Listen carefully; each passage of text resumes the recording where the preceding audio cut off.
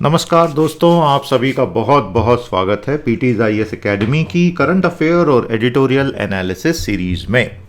आज 22 जुलाई है और प्यारे दोस्तों, हम आ गए हैं हमारे सेशन 32 में, जिसमें आज हम 4 विषयों पर एडिटोरियल एनालिसिस प्रस्तुत करेंगे। तो आर वी ऑल सेट, शुरू किया जाए आज का काम। दोस्तों, ये सीरीज सभी गंभीर यूपीएससी और स्टेट पीएससी एस्पायरेंट्स के लिए है। अच्छे से इसको यूज करें, हम आपको शुभकामनाएं देते हैं।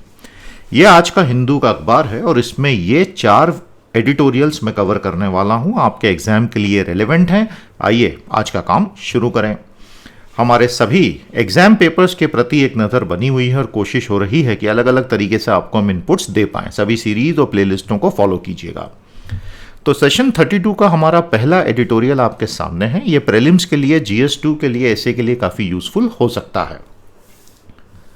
कोविड की मौतों पर संपूर्ण अनभिज्ञता जाहिर करना, टोटल डिनायल, उससे किसी का कोई लाभ होने वाला नहीं है, सरकार का भी नहीं। तो आखिर ऐसा क्यों? सवाल यह है कि how and who will count the Covid dead. Bharat में कोविड से जितने भी लोगों की मौतें हुई, उसके आंकड़ों में इतना जबरदस्त अंतर आ रहा है। सरकार के ऑफिशियल आंकड़े 4 से 4.5 लाख बताते हैं अभी तक कुल, और अनऑफिशियली भारत के ही अलग अलग डेटाबेसेस का इस्तेमाल करके अलग अलग विशेषज्ञ बोलते हैं कि भारत में अभी तक कोविड से 35 से 50 लाख मौतें हो चुकी हैं। मतलब 10 से 15 गुना फर्क इसमें आ रहा है और ये काफ़ी खतरनाक फर्क है। देखिए, हुआ ये कि जब कोविड यूरोप और यूएस में बहुत भयंकर तेजी से फैल रहा था, रनिंग रायट का मतलब होता है पूरी तरह अनियंत्रित हो जाना। उस वक्त हमारी स्वास्थ्य मिनिस्ट्री जो है, हेल्थ मिनिस्ट्री, स्वास्थ्य मंत्रालय, बार बार एक दावा कर रही थी कि भारत ने पर मिलियन डेथ रेट में दुनिया को एकदम पीछे छोड़ दिया है। लेकिन भारत एक ऐसा देश है जिसका आकार 1.3 बिलियन है। तो इसमें जब आप पर मिलियन डेथ रेट को देखते हैं तो आप ऐसे देशों के साथ तुलना कर रहे हैं जो आपसे आधे भी नहीं हैं। अमेरिका की कितनी आबादी है बताइए? 32.5 करोड़ के आसपास है। पूरे यूरोप की कितनी आबादी है बताइए? पूरे यूरोप की 50 करोड़। तो आप अपने से आधे से भी छोटों के साथ एक ऐसा मेट्रिक, एक ऐसा मापदंड इस्तेमाल कर रहे हैं जो शायद कंपेरेबल नहीं होगा। भारत का प्रति व्यक्ति औसत स्वास्थ्य सेवाओं तक की पहुंच, भारत की जनसांख्यिकी और भारत का आकार इतना अलग है कि हम कंपेयर कर नहीं सकते। अब देखिए, इसमें एक दुर्भाग्य और ये रहा है कि चाइना पहले दिन से झूठ बोल रहा है। चाइना के कोविड मौतों के और संक्रमण के जो आंकड़े आ रहे हैं वो तो 90% झूठ ही हैं। देख के ही समझ में आता है, किसी मूर्ख को भी समझ में आ जाएगा कि चाइना पहले दिन से अभी तक केवल झूठ बोलता आ रहा है। अब भारत के आकार का तो केवल चाइना ही है। तो अगर कहीं मीनिंगफुल कंपैरिजन हो पाता तो वो चाइना के साथ हो पाता। वो ऑप्शन बंद है। तो अगर हम सत्य चाहते हैं तो हमको दूसरे तरीके से देखना पड़ेगा। अब उसके बाद सत्य को उजागर करती हुई बहुत खतरनाक सेकेंड कोविड की लहर आ गई, जिसका क्या हुआ फिर आपने मई, जून, जुलाई के महीनों में काफ़ी हद तक चीज़ों को देखा। हेल्थ इंफ्रास्ट्रक्चर और मौतों के आंकड़े अनाप शनाप हो गए। सामान्यतः क्या होता है दोस्तों कि हर महीने में, जनवरी से दिसंबर तक, किसी सामान्य वर्ष में मौतों के आंकड़े जो होते हैं ना, मोटे मोटे तौर पर स्थिर होते हैं भारत में। सभी को पता होता है कि यार नॉर्मली इतनी लाख मौतें हर महीने भारत में होती हैं। एकदम मोटे तौर पर औसत बात कर रहे हैं। अब कोविड में क्या हुआ? मौतों के आंकड़े अचानक से बढ़ गए। ऐसी मौतों को क्या कहते हैं दोस्तों? एक्सेस डेथ्स, अतिरिक्त मृत्यु। अब वो बढ़ गई तो जब आप उसका डिफरेंस लेते हैं, सब्ट्रैक्शन करते हैं, तो आपको एक्सेस डेथ्स पता चल जाती हैं, जिनमें से 90% कोविड से ही रही होंगी। तो केंद्र सरकार ने बोला कि ये सब फालतू की बातें हैं, इनमें कुछ नहीं रखा, ये सब झूठ है और आप इस पर ध्यान मत दीजिए। लेकिन अतिरिक्त मौतों के इंडिपेंडेंट डेटाबेसेस से निकले आंकड़े, जैसे कि सिविल रजिस्ट्रेशन सिस्टम, राज्यों के रिकॉर्ड, उन्होंने साफ कर दिया कि भाई मौतें तो बहुत ज़्यादा ही हुई हैं। सरकार ने हाल ही में मानसून सत्र में राज्यसभा को अपने एक स्पेसिफिक क्वेश्चन के जवाब में बताया कि भाई राज्यों से ऑक्सीजन की कमी से हुई मौतों की ऐसी कोई विशेष रिपोर्टें आई नहीं हैं। तो तकनीकी रूप से सरकार उसको जस्टिफाई भी कर लेगी शायद से। बात तकनीक की नहीं है, बात संवेदनशीलता की हो रही है। अगर इतनी भयानक आपदा में, जहां लाखों लाखों परिवार पूरी तरह से तबाह हो चुके हैं, आपके मन में सत्य के प्रति प्रेम नहीं है तो सत्यमेव जयते नारा देने का कोई मतलब ही नहीं है। और आपके मन में संवेदनशीलता भी नहीं है। आप याद करेंगे, सुप्रीम कोर्ट ने हाल ही में एनडीएमए से, जिसके अध्यक्ष स्वयं प्रधानमंत्री हैं, ये भी मांगा था कि प्रति मृत्यु आप कितना मुआवजा देने वाले हो, तो उसको टाले जा रहे हैं। उसमें एक बड़ी प्रॉब्लम ये है सरकार के लिए कि अगर सरकार वहाँ हाँ बोल देती है तो सारे जो मरे हैं उनके परिवार वाले आ जाएंगे ना लेने, तब पता चल जाएगा कि 40 लोग मरे, तो वो 40 लाख लोग, तो वो भी एक समस्या। इसीलिए जब आप आंकड़ों को दबाते हैं तो कहीं ना कहीं प्रॉब्लम तो आती ही है। तो मेडिकल डेथ सर्टिफिकेट पर लैक ऑफ ऑक्सीजन को पॉजिटिव रूप में तो लिखा नहीं जाता है, लेकिन आंखों से हमने देखा कि लोग ऑक्सीजन सिलेंडरों के लिए तड़प रहे हैं। तो क्या वो चीज़ें झूठ थी? To deny oxygen shortage deaths now when the whole nation and the world has seen it is actually pretty mind boggling. और ऐसा रहा तो जनता का पूरा हमारे हेल्थ केयर सिस्टम पे से भरोसा उठ जाएगा। जनता को लगेगा यार अल्टीमेटली यहाँ कौन है तेरा मुसाफिर, जाएगा कहाँ। द राइट अप्रोच, सही अप्रोच सरकार के लिए ये होनी चाहिए, जो कुछ हुआ जनता ने देखा है, भुगता है, जाना है, उसको स्वीकार करें, उसके लिए कोई आपको सज़ा नहीं देगा। और जनता को बोलें कि भाई इतनी मौतें हो गई, तीसरी लहर की तैयारी करो, आओ साथ में इससे लड़ेंगे। लेकिन अगर आप आंकड़ों को दबा के करेंगे तो कोई आप पे भरोसा कर नहीं पाएगा। इस पूरी ट्रेजेडी को इग्नोर करके डिमिनिश करना दरअसल जनता को यह संदेश देना है कि भाई तुम्हारा देख लो, which is actually not a very good strategy in a democracy at least. तो काफ़ी संवेदनशीलता के साथ लिखा हुआ लेख है और आप इससे एग्री कर सकते हैं, डिसएग्री कर सकते हैं। आंकड़े अखबारों में सब तरफ आ चुके हैं, सारी दुनिया देख चुकी है, तो कुछ ज़्यादा बोलने की ज़रूरत नहीं है। लाखों परिवारों ने तो भुगत ही लिया है। तो ये है कहानी कोविड की डेथ के ऊपर डिनायल की। आपको क्या लगता है कि टोटल मौतें कितनी आपके क्षेत्र में हुई और ऑफिशियली कितने गुना कम बताई गई? बताइएगा कमेंट थ्रेड में। साथियों, empathy toward those who died due to governance failures is the first mark of a sensitive government. To build faith in public, this is a crucial sentiment. तो संवेदनशीलता बहुत ज़रूरी है, अगर वो नहीं रहेगी तो कुछ भी नहीं रहेगा।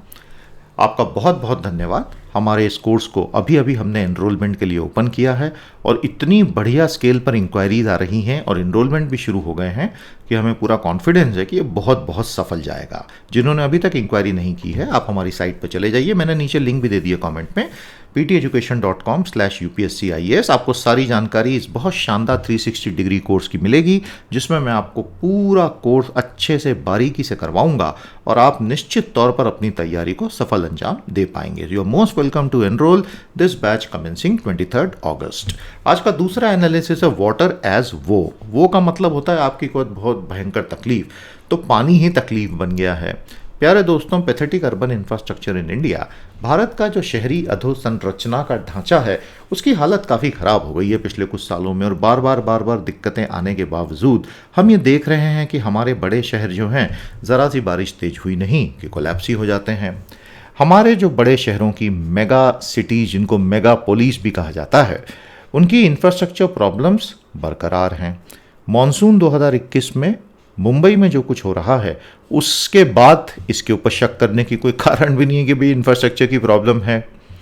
मॉनसूनी वर्षाओं का पैमाना और उनका ड्यूरेशन अब बहुत ज़्यादा अप्रत्याशित जैसा होने लग गया है। कुछ भी कह नहीं सकता है आजकल कोई भी, और 2 दिनों तक या कुछ घंटों तक या 3 दिनों तक कई बार पूरे टोरेंट्स आ जाते हैं, बहुत भयंकर वर्षा आ जाती है। ये हमारे भारत के शहरों को पूरी तरह से अपंग बना देने के लिए काफ़ी होती है। पूरे विश्व में पिछले 2 सालों में आई एक्सट्रीम वेदर इवेंट्स के पीछे वैश्विक ऊष्मन का बहुत बड़ा हाथ रहा है। ये बात अब वैज्ञानिकों को समझ भी आ रहा है, और अब उससे तो आप बच नहीं सकते, ग्लोबल वार्मिंग होनी है तो होनी है। मुंबई के वेदर स्टेशंस ने बहुत अधिक वर्षा जुलाई 13 से शुरू हुए सप्ताह में रिकॉर्ड की, और उसके बाद काफ़ी लोगों की मौतें हो गई। और ये वो थे जो झुग्गी झोपड़ियों में रहते थे और वहाँ पर भूस्खलन की समस्या आ गई, तो वो मिट्टी के नीचे दब के मर गए। अब काफ़ी खतरनाक है। लेकिन होता क्या है दोस्तों कि मुंबई में जब ऐसे हादसे होते हैं तो उसके कुछ समय के बाद शहर उठ के फिर से चलने लगता है। एक्चुअली लोगों के पास ऑप्शन ही नहीं है ना, नौकरी तो करनी पड़ेगी, कमाएंगे क्या। और उसको जो एक जामा पहना दिया जाता है वो होता है कि we are so enterprising, the city is so resilient. तो ये तो शैम है ना, मतलब you can not always hide behind being enterprising and being resilient, और लोग मरे ही जा रहे हैं। तो ये तो कहीं ना कहीं इससे आगे बढ़ना पड़ेगा। Monsoon troubles add a second deadly dimension, economic misery of the vulnerable population.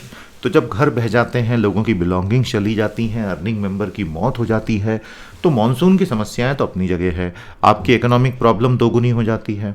और कहीं ना कहीं अगर मुंबई ये बोलता है कि मैं भारत का नंबर 1 फाइनेंशियल मेट्रोपोलिस हूँ, वहाँ इस तरह के सीन्स हर साल बनना ये कोई अच्छी बात तो है नहीं। तो हम क्यों राष्ट्रीय स्तर पर, राज्य स्तर पर, शहर के स्तर पर इस चीज़ को वंस एंड फॉर ऑल ख़त्म नहीं कर पा रहे हैं? देखिए, मैं ये नहीं कह रहा हूँ, मतलब एडिटर की बात मैं कह रहा हूँ, एडिटर ये नहीं कह रहा है कि भाई बाढ़ आनी ही नहीं चाहिए। भाई जर्मनी में अभी इतनी बाढ़ें आ गई, उन्होंने क्या कर लिया, 150 लोग मारे गए ना। ऐसा नहीं है कि ये, लेकिन हर साल मॉनसून आती शहर डूबेगा, ये आपको एडवांस में पता है और शहर डूब जाता है, मतलब ये तो फिर एक्सक्यूजेबल नहीं हो सकता ना। तो this is the whole idea. अब आज मुंबई की हम बात करते हैं, तो हम वहाँ ये देखते हैं कि मुंबई शहर में अफोर्डेबल हाउसिंग प्रैक्टिकली एब्सेंट है। तो आप उसको एक मेजर फाइनेंशियल सेंटर का दावा कैसे कर रहे हैं? जब ये सारी प्रॉब्लम्स आई थी मुंबई में 2005 में बहुत भयानक बाढ़ और 2015 में चेन्नई में बहुत भयानक बाढ़, तो नेशनल डिज़ास्टर मैनेजमेंट अथॉरिटी ने पूरा मैनेजमेंट प्लान बड़े मेट्रोज़ के लिए बनाया था। उसके बाद ministry of housing and urban affair, कौन है मंत्री महोदय, नाम बताइए कमेंट थ्रेड में। सेशन को लाइक और शेयर कर लीजिए, चैनल से जुड़ जाइए, अपने साथियों को भी जोड़िए। एक स्टॉर्म वाटर ड्रेनेज मैनुअल बनाया गया था कि जितना भी ये तूफानी पानी गिरता है, इस तूफानी पानी का कुछ समय में, कुछ घंटों में जो आता है, साल भर तो आता नहीं है, उसका ड्रेनेज का हमको अलग व्यवस्था करनी पड़ेगी, ऐसा मैनुअल बनाया गया था। लेकिन उस सब का नेट नतीजा ये है, जो देखिए प्रत्यक्ष को प्रमाण की ज़रूरत नहीं होती, ये आंखों से दिख रहा है ना। अब कोई कितना भी इसको गोल गोल घुमाए, जो लिव्ड रियलिटी होती है वो तो लिव्ड रियलिटी ही होती है ना। वो ठीक है, लोग डर के मारे मुंह बंद कर ले, वो एक अलग बात है। लेकिन अब प्रॉब्लम सारे बड़े शहरों के साथ, मुंबई के साथ भी, चेन्नई के साथ भी, कोलकाता के साथ भी, अपने अपने रिवर्स और लेक्स में इतना इंक्रोचमेंट कर डाला कि 12 मासी जो उसका बहाव था वो सब खत्म हो गया, जैसे मीठी नदी का, मुंबई का। और एक्सेस वाटर के लिए फ्रेश होल्डिंग लेक्स हमको बनानी पड़ेंगी, लेकिन यहाँ तो एग्जिस्टिंग लेक्स और वाटर बॉडीज में कंक्रीट डाला जा रहा है। तो फिर क्या होगा? कलकत्ता में तो ये हालत बहुत भयंकर है, चेन्नई की तो फ्लड ही इसी वजह से आई थी। Most Indian cities are now expanding to the suburbs, और कलकत्ता में पता चला कि जो वहाँ के इस तरह के वाटर रिजर्वॉयर्स थे जहाँ इंक्रोचमेंट हुआ, उसके ऊपर पोल्यूशन कंट्रोल बोर्ड और एनवायरनमेंट वालों के ही ऑफिस बने हुए थे। मतलब रक्षक की भक्षक बनकर बाढ़ ही जो है वो क्रॉप को खा रही है। Most Indian cities are now expanding to suburbs, उपनगर जिसको कहते हैं। वहाँ ऐसी प्लानिंग होती नहीं है भारत में, और वाटर बॉडीज़ तो पहले से ही एंक्रोच्ड होती हैं। तो वेदर डिज़ास्टर्स तो अब आने वाले सालों में बढ़ने ही हैं, कम तो होने नहीं है। हो जाए तो बहुत अच्छी बात, लेकिन अभी हम इतना कुछ मेजर होता देख नहीं रहे। तो हमारे शहरों को अब वाकई में कमर कस के तैयार होना पड़ेगा, अन्यथा हम 2 कदम आगे बढ़ रहे हैं और 1, 1.5, 2 कदम पीछे खिसक जाते हैं हर बार। ऐसे में तो तरक्की होने से रही। The local infrastructure mismanagement in large Indian cities is leading to devastating crumbling during heavy rains, and things aren't changing despite repeated problems. आ गया समझ में? आज का तीसरा लेख बहुत अच्छा लिखा है हैप्पी मैन जैकब ने। GS2 और 3 भी है क्योंकि डिफेंस सिक्योरिटी भी इन्वॉल्व है। भारत को तालिबान के साथ बातचीत और इंगेजमेंट अब करना ही पड़ेगा, जबकि तालिबानी हम जानते हैं कि कट्टरपंथी आतंकवादी हैं और ऐसे समूहों का इस दुनिया में कोई स्थान नहीं होना चाहिए। लेकिन चक्कर यह है कि रियल पॉलिटिक के चलते, जियो स्ट्रेटेजिक आपकी पूरी मजबूरियों के चलते, आपने अगर अभी आंखें फेर ली तो आप आने वाले बहुत बहुत सालों तक अफगानिस्तान से हमेशा के लिए बाहर हो जाएंगे, जो आपके लिए बिल्कुल अच्छा नहीं होगा। जैसे जैसे तालिबान पूरे अफगानिस्तान में अपने टेंटेकल्स फैलाता चला गया है, सारी दुनिया को एक बात समझ में आ गई और भारत को भी एक बात समझ में आ गई कि यहाँ तो खतरा बहुत बढ़ गया है। तो भारत ने पहला कदम क्या उठाया? फटाफट अपने कॉन्सुलेट्स में से अपने सैनिकों को भी निकाल लिया, आईटीबीपी वालों को, और अपने लोगों को भी निकाल लिया। 2 सबक एकदम क्लियर हैं। भारत को ये समझ में आ गया होगा कि पिछले कुछ सालों में केवल अब्दुल घनी की काबुल सरकार पर पूरा का पूरा भरोसा करना शायद 100% बहुत समझदारी का काम नहीं रहा हो, और तालिबान भारतीय एसेट्स के लिए एक रियल एंड प्रेजेंट डेंजर हैं, ये भी भारत को अब दिख गया है। भारत की पूरी अफगानिस्तान नीति, जिसने 1990s के बाद से ही तालिबान को पूरी तरह साइडलाइन कर दिया था। देखिए 70s तक कम्युनिस्टों का शासन था, उसके बाद मुजाहिदीन आए थे, और उसके बाद तालिबान आए थे, फिर उसके बाद 2002 में अमेरिका आया और सबको उखाड़ फेंका, और उसके बाद वहाँ पे डेमोक्रेटिक सरकार बनी थी। अफगानिस्तान का इतिहास ये है, बड़ा रक्त रंजित इतिहास है पिछले 40 सालों का। तो भारत की पूरी अफगान पॉलिसी ये थी कि तालिबानियों से तो बातें नहीं करनी, और बिल्कुल सही पॉलिसी थी। लेकिन अब हम एक दोराहे पर आके खड़े हो गए हैं, क्योंकि सबसे बड़ी बात यह है कि तालिबान तो आ गया ना सत्ता में, मतलब आ ही जाएगा सत्ता में, सभी मान चुके हैं। तो हमें हमारी पॉलिसी को रिबूट करना पड़ेगा। अगर ऐसा नहीं किया तो हमारे भारतीय एसेट्स खत्म हो जाएंगे, और दूसरा, जो अब वहाँ पर एक ग्रेट गेम खेला जाएगा ईरान, रशिया, पाकिस्तान, चाइना के बीच भारत उससे बाहर हो जाएगा। अमेरिका ने तो खुद को पूरी तरह बाहर कर लिया और बोला है कि तुम जानो तुम्हारा काम जाने, मुझे तो दो ही लड़ाइयाँ लड़नी है। बाइडन ने बोल दिया क्लाइमेट चेंज और चाइना, और मुझसे तुम बात ही मत करो कोई और। एक्चुअली देखिए दिक्कत क्या है, जो बाइडन घरेलू पॉलिटिक्स में भी बहुत परेशान है, क्योंकि रिपब्लिकन्स ने जिस तरह से सब तरफ फंदे कसने की कोशिश की है और वहाँ की संसद में, वहाँ की कांग्रेस में जो बिल्कुल जीरो कोऑपरेशन का एक मंत्र अपनाया है, और डोनाल्ड ट्रंप तो एक समस्या बनी हुई है ना, वो कोई हारे थोड़ी हैं, वो तो फिर से आने वाले हैं चुनाव में। तो बाइडन बोलते हैं कि मैं अब ये सारे झंझट तो पाल नहीं सकता। एनीवे, भारत को तालिबानियों के साथ बातचीत चालू कर देनी चाहिए, इससे पहले कि बहुत देर हो जाए। अभी हम क्या कर रहे हैं, अभी हम पर्दे के पीछे हिचक हिचक कर बैक चैनल टॉक्स कर रहे हैं, लेकिन उससे कुछ होगा नहीं। तालिबान से खुल के बात करो। खुल के बात करने का ये मतलब नहीं है कि आपने तालिबान को मान्यता दे दी है या तालिबान की ब्रूटैलिटी को मान्यता दे दी है। भारत ने 2018 में इस बात को पहली बार समझा था, जब रशिया ने मॉस्को में जो टॉक्स की थी उसमें तालिबान को ऑफिशियली बुला लिया था। तो भारत ने क्या कहा, भारत ने अपने 2 रिटायर्ड ब्यूरोक्रेट्स को अनऑफिशियली वहाँ भेजा था। मतलब भारत समझता है। 2020 में हमारे विदेश मंत्री जयशंकर इंट्रा अफगान बातचीत दोहा में अटेंड करने गए। जून 2021 में भारत ने कंफर्म कर दिया था कि मैं अफगानिस्तान के विभिन्न हितधारकों के साथ बातचीत कर रहा हूं। मतलब उसमें से तालिबान तो है ही। लेकिन ये सब आधे अधूरे कदम हैं। भारत को अब वो लंबी छलांग लगानी पड़ेगी और खुलकर तालिबान को इंगेज करना पड़ेगा। तो क्या भारत को ये अभी तक पता नहीं था? अभी तक भारत ने ऐसा क्यों नहीं किया था? उसके 5 कारण थे कि भारत बहुत ही टेंटेटिवली, हेजिटेटिंगली, धीरे धीरे आ रहा था। पहला कारण ये था कि हम राष्ट्रपति अशरफ घनी साहब को दूसरी तरफ देखने के लिए मजबूर नहीं करना चाहते थे कि फिर वो चाइना एससीओ की तरफ रुख कर लें। हम ये नहीं जानते थे कि तालिबान के अंदर कौन एक आदमी है जिससे बात करें, और शायद दोहा में जो बैठे हुए लोग थे हमें वही ठीक लगे। तालिबान, बहुत सीधी सी बात है, they are notorious globally. Taliban की रेपुटेशन दुनिया में आतंकवादियों की रेपुटेशन है, और उनके साथ दिखना भारत की रेपुटेशन के लिए ठीक नहीं होता। चौथी बात, हमें ये नहीं पता था कि तालिबान अगले कुछ सालों में क्या चाहता है। और 5वीं बात, हमें ये बहुत डर था कि अगर हम तालिबान के थोड़ा सा भी करीब आए तो पाकिस्तान कश्मीर में फिर से समस्याएं पैदा करेगा।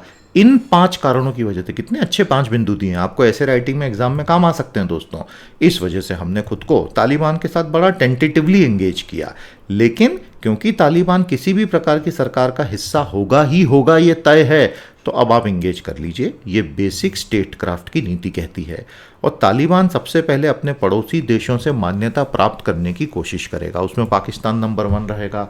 तो अगर अब भारत ने बोला कि मैं इंगेज नहीं करूंगा, तो क्या होगा, तालिबान और पाकिस्तान और ज्यादा करीब आएंगे, जो भारत के लिए तो अच्छा होगा ही नहीं।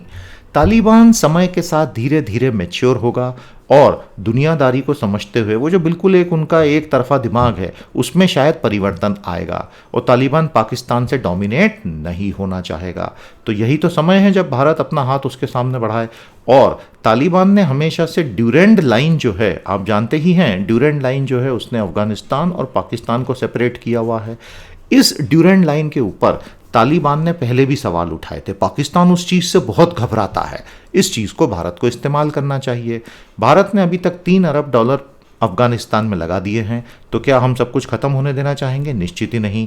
भारत ऑलरेडी लेट है और रशिया, ईरान, पाकिस्तान, चाइना हमसे तालिबानी इंगेजमेंट में बहुत आगे निकल गए हैं। तो अब हम फटाफट कैचअप कर लें। जबकि ये बात ऑथर ने बिल्कुल क्लियर कर दी है कि इसका ये बिल्कुल मतलब नहीं है कि we have condoned the violence of Taliban, far from it.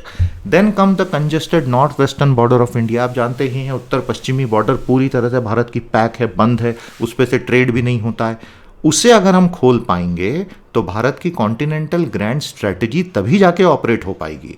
आज भारत के पास स्ट्रेटेजिक ओपनिंग के नाम पे क्वाड के अलावा और कुछ भी नहीं बचा है। पूरे एलएसी पे चाइना के साथ हम एक संघर्ष की स्थिति में बैठे हुए हैं, तो ये तो अच्छा नहीं है ना हमारे लिए। तो नॉर्थ वेस्टर्न को हम खोलें। सरकार ये कोशिश कर भी रही है, क्योंकि सरकार ने कश्मीर में जो कदम उठाए, पाकिस्तान के साथ जो सीज फायर फरवरी मार्च के बाद किया, क्योंकि चाइना की खराब स्थिति को देखते हुए पाकिस्तान से उस वक्त सीज फायर आवश्यक समझा गया, जो कि बिल्कुल ठीक था। मतलब सरकार चाहती तो यही है। तो तालिबान से हम इंगेज करें, क्योंकि नॉन इंगेजमेंट के परिणाम भयंकर होंगे, इंगेजमेंट के पता नहीं क्या होंगे। एक आदर्श विश्व में तालिबान तो शायद होता ही नहीं, लेकिन ये आदर्श विश्व नहीं है ना, और यहाँ वास्तविक कदमों से ही वास्तविक समाधान निकलेंगे। मज़ा आया आपको? तो समराइज कर दीजिए 2 से 3 वाक्यों में आपने क्या सीखा, और ये इसका पूरा हिंदी विश्लेषण रेडी है। हिंदी माध्यम वालों को मज़ा आ रहा है, मुझे खुशी है, और ये इसकी summary. The time has now come for India to actively engage the extremist group. The Taliban is not doing so. Will end India near future engagement in Afghanistan substantially. अब आ गए हैं चौथे लेख पर। बहुत ही इमोशनल लेख है जो बहुत बड़ा सवाल उठाता है। GS4 के लिए ये बहुत बहुत प्रोमिनेंट सवाल है कि क्या इंटरनेट हमारी असली दुनिया बन चुका है, और क्या हाड़ मांस के पुतले हम सारे इंसान अब हमारा कोई अस्तित्व ही नहीं है। तो जो इंटरनेट कंपनियां हैं उनका वैल्यूएशन अरबों डॉलर हो रहा है, और जो फिजिकल कंपनियां उनका कोई वैल्यूएशन इतना अच्छा नहीं हो रहा है, तो क्या फिजिकल की कोई वैल्यू ही नहीं है? अब सिर्फ बिट्स एंड बाइट, 0 और 1, वर्चुअल और क्लाउड की वैल्यू है? ये सवाल तो बहुत इंपॉर्टेंट है ना। और इस सवाल पे एक बड़े गंभीर व्यक्ति का, जिन्होंने भारत में डेक्कन एयरलाइन खड़ी की थी और लंबे समय तक चलाई, फिर किंगफिशर ने उसको खरीद लिया था, उनके विचार हमारे लिए मायने रखते हैं। Internet world versus the real world, पूरा हिंदी विश्लेषण भी आपके लिए तैयार है। जोमेटो का पब्लिक ऑफरिंग आया, जिसमें जोमेटो का वैल्यूएशन 65,000 करोड़ रुपए से ज़्यादा का किया गया, और मार्केट से 9,000 करोड़ उसने उठा लिए। This is I popping valuation. Leo Tolstoy ने 150 साल पहले एक सवाल पूछा था। वो सवाल आज के भारत पे, आज के अमेरिका पे, आज के यूरोप पर लागू होता है।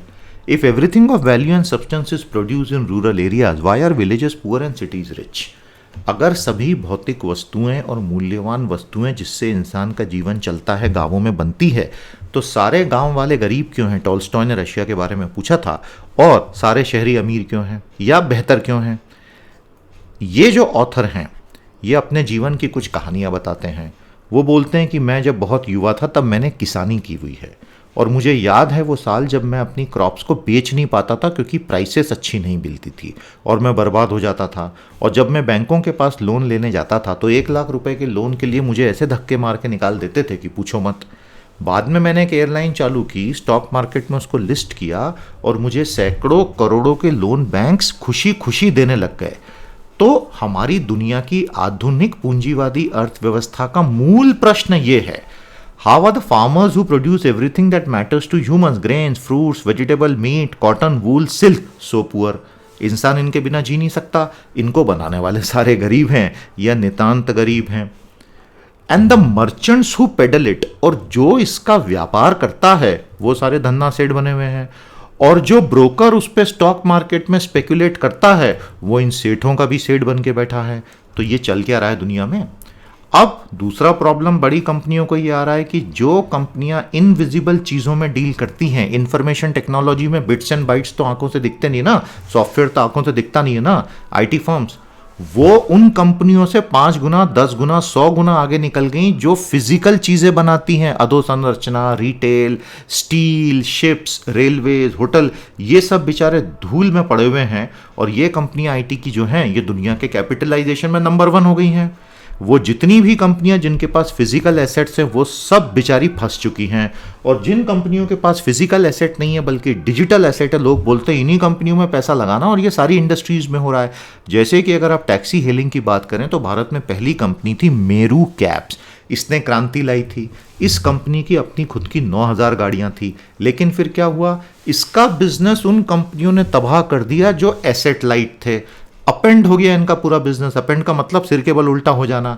और आज की तारीख में अगर आप ओला की बात करें या ऊबर की बात करें, उनके पास खुद की तो एक भी गाड़ी नहीं है। वो तो सारे ड्राइवर जो हैं वो तो उनके साथ सिर्फ जुड़े हुए हैं, और वो लोगों का वैल्यूएशन वैसी कंपनी का मेरू कैब से सैकड़ों गुना ज़्यादा हो गया। तो कहने का मतलब ये है कि आज के इंटरनेट की दुनिया में ये जो सो कॉल्ड इंटरनेट फर्म्स हैं ये डेटा पे चलते हैं, बिट्स और बाइट्स पे चलते हैं, और लोग बोलते हैं कि वैल्यू तो इसी में है। लेकिन ऐसा कब तक होगा? क्या आप एक दिन इंटरनेट क्लाउड से निकाल के बिट्स एंड बाइट्स को खाकर पेट भरोगे? क्या लोग clothing, water, food, housing, transportation, electricity, hospital, flower, poetry and art के बिना जिंदा रह लेंगे? तो आज हमें ऐसा लग सकता है कि रियल वर्ल्ड में काम करने वाले पूरी तरह ताकत विहीन हो गए हैं, लेकिन ये मत भूलिए कि रियल वर्ल्ड तो रियल वर्ल्ड ही रहेगा, और जो रियल वर्ल्ड के farmer, doctor, teacher, writer, journalist, mason, blacksmith, mechanic, artist, grocer, vendor हैं वो ही इस दुनिया को जीने लायक बनाते हैं, इंटरनेट नहीं, प्राइमरीली इंटरनेट नहीं। बहुत प्यारा एनालिसिस था और एक दूसरा पर्सपेक्टिव ये देता है उन लोगों के लिए जिनको लगता है कि internet is the know all and be all of human existence. बताइएगा आपको कैसा लगा और इसके ऊपर आपकी क्या राय है। प्यारे दोस्तों, the world of business is now put a premium on the information and database firms rather than the real world physical companies. This is a drastic change. मजा आया आपको? बीएसएफ ऑफ पाक रेंजर्स ने आपस में मिठाइयों का आदान प्रदान ईद के मौके पर किया। तृणमूल कांग्रेस की ममता बनर्जी ने युद्ध की घोषणा कर दी है 2024 के चुनाव को देखते हुए, और वो बोल रही हैं हम बीजेपी को हटा देंगे। बीजेपी बोल रही है सपने देखते रहो, सपने देखने से अच्छी नींद आती है। सुप्रीम कोर्ट पेगासस का कॉग्निजेंस ले, ममता बनर्जी ने कहा है, क्योंकि ये बहुत बड़ा षड्यंत्र डेमोक्रेसी के खिलाफ है। पैरेलल में इलेक्टोरल बॉन्ड्स का डेटा रिलीज करने में लेटेस्ट ट्रांचे का सरकार ने अभी थोड़ा सा और समय मांगा है। सरकार ने ऑक्सीजन से हुई मौतों पर जिस तरह से टालमटोली की है, ये तो बहुत ही हृदय विदारक घटना है। हमारे डीआरडीओ ने light weight anti tank missile का सफलतापूर्वक परीक्षण कर लिया। तो ये Akash surface to air missile SAM का न्यू जनरेशन माना जा रहा है, और डीआरडीओ ने इंटीग्रेटेड टेस्ट रेंज ओडिशा में इसका पूरा का पूरा सफल परीक्षण किया। और इसके अलावा एक और चीज का सफल परीक्षण हुआ है, low weight man portable anti tank guided missile. तो 2 अलग अलग मिसाइलों का सफलतापूर्वक परीक्षण किया। डीआरडीओ को बहुत बहुत बधाई। दुनिया के इतने बड़े बड़े लोगों का अभी पेगासस का ये पूरा खुलासा हो रहा है कि जिनके पूरे फोन्स हैक थे कि पूछिए मत। UK wants new trade deal for northern Ireland. अब वही हुआ जिसका सब लोग अंदेशा जता रहे थे। बोरिस जॉनसन ने अपने ही शब्द की कोई कीमत नहीं रखी। पूरे एग्रीमेंट होने के बाद, सेपरेशन होने के बाद, ईयू ब्रिटेन का डिवोर्स होने के बाद आज ये बोल रहे हैं कि नहीं हमको तो नदर्न आयरलैंड के लिए नई डील चाहिए। कौन यकीन करेगा? चाइना ने धमकी दे दी है अमेरिका को कि ये मत सोचना कि मैं हर कुछ भी हो जाए क्लाइमेट में तुम्हारा साथ दूंगा, क्लाइमेट चेंज मिटिगेशन में। अगर रिश्ते खराब हो गए तो मैं तुम्हारा साथ नहीं दूंगा। कोरी गीदड़ भपकी है ये, क्योंकि अगर क्लाइमेट चेंज बिगड़ा तो चाइना की हालत सबसे ज़्यादा खराब होने वाली है। हमारे साथ जुड़िएगा कोर्स में, हमें बहुत खुशी होगी आपको अपनी बेस्ट सर्विसेज देने में। आज के लिए इतना ही, अब हम कल आपसे भेंट करेंगे। नमस्ते, जय हिंद।